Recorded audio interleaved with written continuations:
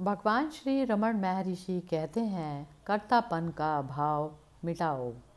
यदि कोई स्वयं साकार है तो संसार और ईश्वर भी साकार प्रतीत होंगे, लेकिन यदि कोई निराकार है तो उन आकृतियों को कौन देखता है और कैसे? क्या आँख के बिना कोई वस्तु देखी जा सकती है? देखने वाला आत्म ही आँख है और वह आँख अनंत की आँख है। जब तक मनुष्य करता है तब तक वह अपने कर्मों का फल भी भोगता है, लेकिन जैसे ही उसे आत्मज्ञान हो जाता है कि कर्ता कौन है तो उसका कर्ता होने का भाव समाप्त हो जाता है और त्रिविध कर्म समाप्त हो जाते हैं। यह शाश्वत मुक्ति ही की स्थिति है।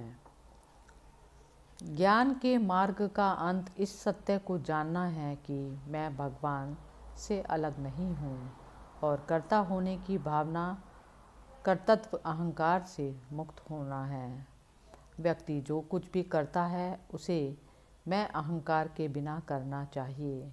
यदि कोई उस तरह से कार्य करता है तो सब कुछ शिव भगवान की प्रकृति के रूप में दिखाई देगा।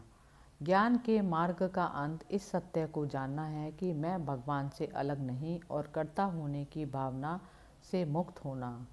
जब तक मनुष्य करता है तब तक वह अपने कर्मों का फल भी भोगता है, लेकिन जैसे ही आत्मज्ञान होता है कि कर्ता कौन है तो उसका कर्ता होने का भाव समाप्त हो जाता है।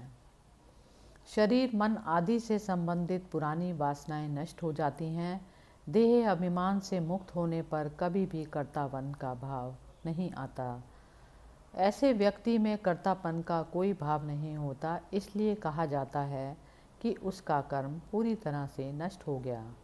चूँकि आत्मा के अलावा कुछ भी मौजूद नहीं है, इसलिए उसके लिए कोई संदेह पैदा नहीं होता। हरि ओम तत्सत।